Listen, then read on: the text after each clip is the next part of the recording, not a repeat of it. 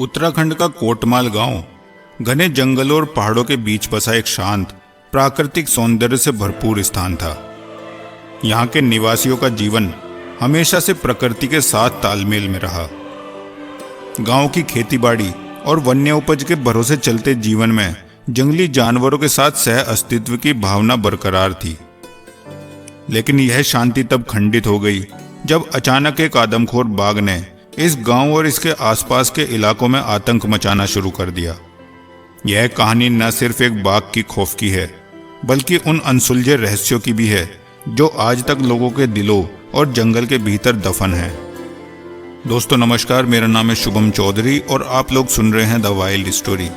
अगर आप अभी चैनल पर नए हैं तो सब्सक्राइब करना बिल्कुल भी मत भूलिएगा, क्योंकि हम डेली आप लोगों के लिए टाइगर से जुड़ी हुई कहानियां लेकर आते हैं। और वीडियो पसंद आए तो लाइक करना बिल्कुल भी मत भूलिएगा। तो चलिए कहानी पर वापस चलते हैं। पहला हमला उत्तराखंड के कोटमाल गांव में एक साधारण दिन की शुरुआत में हुआ।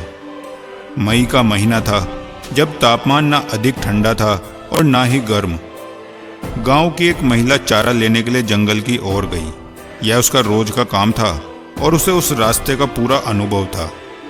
उसके कदम तेज थे क्योंकि दिन की गर्मी बढ़ने से पहले वह काम निपटाना चाहती थी। वह जंगल की ओर बढ़ रही थी, जहां से अक्सर उसे घास और चारा मिल जाता था। लेकिन उस दिन कुछ अजीब सा था। पेड़ों के बीच की हवा असामान्य रूप से शांत थी। पक्षियों की चहचहाट भी नदारद थी। वह महिला यह सोचकर आगे बढ़ी कि आज शायद जानवर अधिक गहरे हिस्से में चले गए होंगे। शाम ढलते ही उसका परिवार चिंतित होने लगा। आमतौर पर वह दोपहर तक वापस आ जाती थी, लेकिन आज उसके कोई अता पता नहीं था। गांव वालों ने उसकी खोजबीन शुरू की। पूरे गांव के लोग जंगल की ओर निकल पड़े। हाथों में लाठियां और मशालें थी और सभी के मन में भय और उम्मीद एक साथ चल रही थी। जैसे ही वे जंगल के किनारे पहुंचे, एक भयावह दृश्य उनके सामने था। घास के बीच खून के धब्बे और फटे कपड़े चारों ओर बिखरे पड़े थे। वहां बाघ के बड़े बड़े पंजों के निशान भी दिखाई दे रहे थे। यह दृश्य रोंगटे खड़े कर देने वाला था। गांव वालों ने तुरंत वन विभाग को इसकी सूचना दी। आदमखोर बाघ का खौफ पूरे गांव में फैलने लगा। अब तक केवल लोगों ने कहानी सुनी थी, लेकिन आज यह भय वास्तविक रूप से सामने आ गया। गांव की गलियों में सन्नाटा पसर गया। लोग अपने बच्चों को घरों में बंद रखने लगे। कोई भी अब जंगल की ओर जाने की हिम्मत नहीं कर रहा था। वन विभाग की तरफ से एक विशेष टीम का गठन किया गया। राघव को इस टीम का नेतृत्व करने के लिए चुना गया। राघव अपने काम में बहुत माहिर थे और उन्होंने पहले भी कई आदमखोर बाघों को पकड़ा था। उनके साथ अरुण, जो जंगल के रास्तों का बेहतरीन ट्रैकर था, संजय, जो वन्यजीव विशेषज्ञ, और माया, जो जंगली जानवरों के व्यवहार की गहन अध्ययन करता थी। ये सभी इस टीम में शामिल थे। जैसे ही टीम गांव में पहुंची, उन्होंने सबसे पहले गांव वालों से घटना की जानकारी ली। राघव ने गांव के बुजुर्गों से भी तसल्ली से बैठ के बातचीत की, ताकि उन्हें इस बाघ के बारे में और जानकारी मिल सके। एक बुजुर्ग ने बताया कि कई साल पहले भी यहाँ एक बाघ का ऐसे ही आतंक मचा था। तब वन विभाग ने उसे मार दिया था।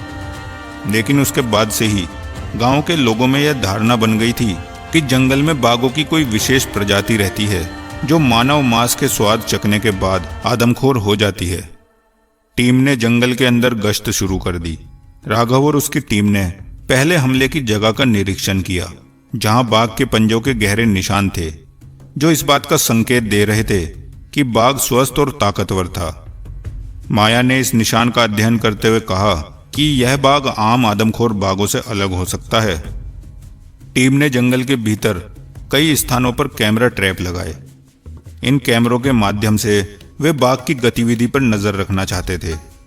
कई दिनों तक कैमरे में कुछ भी संदिग्ध नहीं आया। बाघ ने शायद अपनी गतिविधियों को छुपाना सीख लिया था। टीम के हर सदस्य के मन में बेचैनी बढ़ती जा रही थी। वे हर पल बाघ के अगले हमले का इंतजार कर रहे थे। कई रात ऐसे ही बीत गई और टीम के सदस्य थकान महसूस करने लगे। जंगल का वातावरण बेहद कठोर और चुनौतीपूर्ण था। एक रात अचानक कैमरे में हलचल दिखी। बाघ कैमरे के सामने आया, लेकिन उसने चालाकी से अपना चेहरा छिपा लिया। यह पहली बार था जब टीम को बाघ की स्पष्ट झलक मिली थी।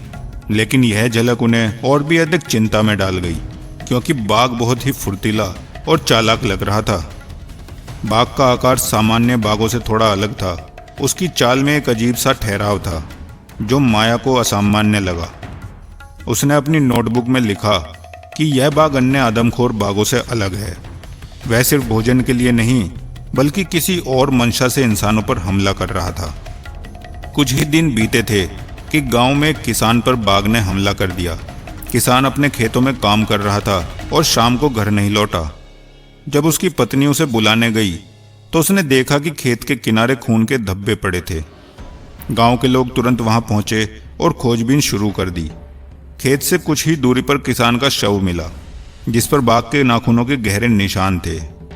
इस हमले ने गांव वालों के भीतर डर और गहरा दिया था।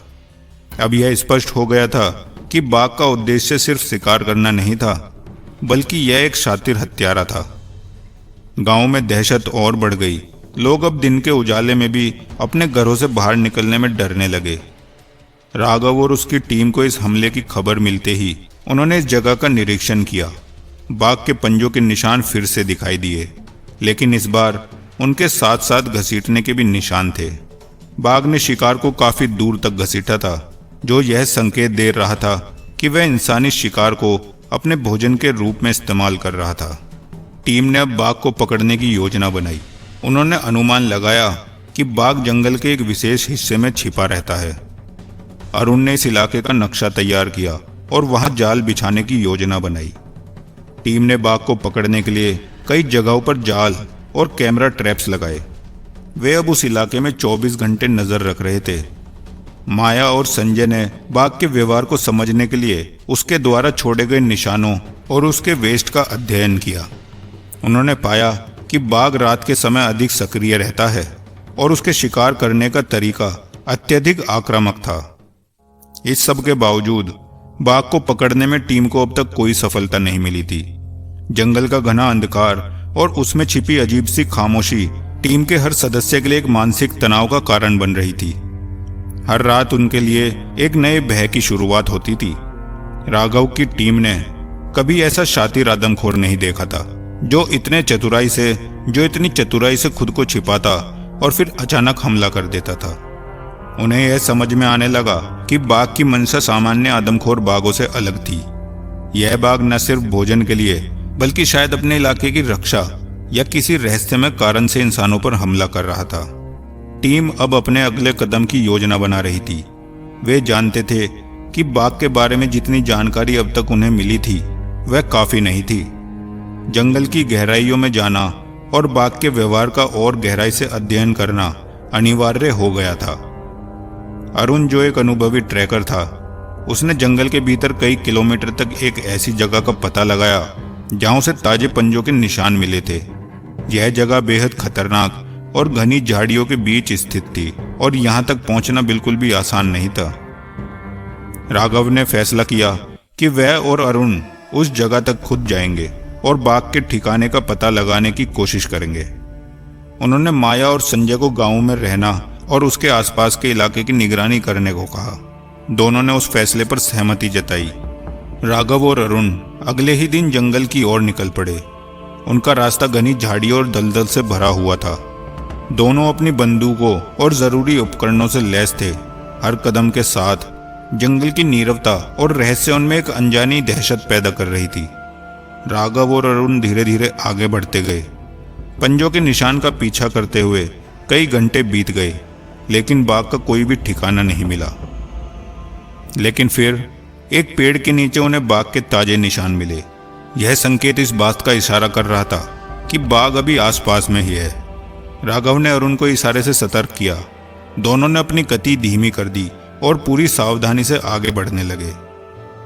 राघव और अरुण को बाघ का पीछा करते हुए कई घंटे बीत गए।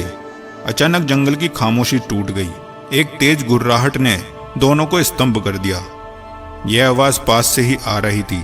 राघव ने बंदूक तान ली, लेकिन उसके सामने कुछ भी नहीं था। जंगल के पेड़ों और झाड़ियों के बीच कहीं बाघ छिपा हुआ था और वह दोनों उस पर नजर रखे हुए थे। बाघ कभी भी उन पर हमला कर सकता था, लेकिन वो उन्हें दिखाई नहीं दे रहा था। अरुण ने अपने चारों ओर नजर घुमाई और उस बाघ को ढूंढने की कोशिश की। बाघ ने जैसे गायब होने की कला में महारत हासिल कर ली थी। दोनों ने समझ लिया था कि वह अब बाघ के क्षेत्र में थे और वह उन पर हमला करने के लिए सही मौके की तलाश में था। इस स्थिति में उन्हें तुरंत ही कुछ निर्णय लेना था। राघव ने अरुण को शांत रहने का इशारा किया और धीरे धीरे पीछे हटने लगे। बाघ उनके सामने आ सकता था, लेकिन राघव और अरुण ने संयम नहीं खोया। वे समझ चुके थे कि अगर बाघ ने हमला किया तो उनकी जान बचना मुश्किल हो जाएगी। कई मिनटों तक वे धीरे धीरे पीछे हटते रहे। बाघ की गुर्राहट अब धीमी पड़ चुकी थी, लेकिन खतरा अभी भी टला नहीं था। उसी रात जब राघव और अरुण जंगल में बाघ का पीछा कर रहे थे, गांव में एक और हमला हुआ। इस बार बाघ ने एक बच्चे को निशाना बनाया जो अपने दोस्तों के साथ खेल रहा था। बच्चे की चीखें सुनकर गांव वाले दौड़े, लेकिन तब तक बहुत देर हो चुकी थी। बाघ ने उसे मार दिया था और वहां से भाग चुका था। यह हमला अब गांव वालों के धैर्य की आखिरी सीमा थी। गांव में अब पूरी तरह से दहशत फैल चुकी थी। लोग वन विभाग को दोष देने लगे कि इतने दिनों के बावजूद बाघ को क्यों नहीं पकड़ा जा सका। गांव वालों का गुस्सा उबाल पर था। उन्हें डर था कि अगला हमला किसी भी समय हो सकता था। राघव और उसकी टीम ने अब तय किया कि उन्हें बाघ को हर हाल में पकड़ना ही होगा, चाहे इसके लिए उन्हें कोई भी उपाय करना पड़े। माया, संजय और बाकी टीम ने बाघ की चालों और उसकी गतिविधियों का एक विस्तृत अध्ययन किया, लेकिन अब उन्हें एक नई रणनीति की जरूरत थी। वे समझ गए थे कि बाघ को खुले में पकड़ना लगभग असंभव था, क्योंकि वह अत्यधिक चतुराई से जंगल की घनी झाड़ियों और पेड़ों का इस्तेमाल कर खुद को छिपा लेता था। राघव ने सुझाव दिया कि वे गांव के नजदीक के इलाके में रात में चारा लगाकर बाघ को लुभाने का प्रयास करेंगे। चारा के रूप में एक मवेशी का इस्तेमाल किया जाएगा, जिसे ऐसी जगह बांधा जाएगा जहां से बाघ आसानी से उसे देख सके। इसके चारों ओर जाल बिछाया जाएगा ताकि बाघ पकड़ में आ सके। टीम ने इस योजना पर पूरी सहमति जताई, क्योंकि अब उनके पास और कोई विकल्प नहीं था। अगली रात योजना को अंजाम देने की तैयारी शुरू हुई। गांव के पास ही एक खाली जगह चुनी गई जहां मवेशी को बांध दिया गया। चारों ओर घनी झाड़ियों में कैमरा ट्रैप्स और जाल बिछाया गया, ताकि जैसे ही बाघ चारे की ओर आए उसे पकड़ लिया जाए। राघव और उसकी टीम कुछ देर वहां छिपकर हर गतिविधि पर नजर रख रही थी। पूरी रात जंगल में अजीब सी शांति छाई हुई थी, जो कभी कभी टूटती जब दूर किसी जंगली जानवर की आवाज आती। लेकिन बाघ उस रात भी नहीं आया। यह एक और निराशाजनक रात साबित हुई। दोस्तों, आज की वीडियो इस कहानी का पहला पार्ट थी।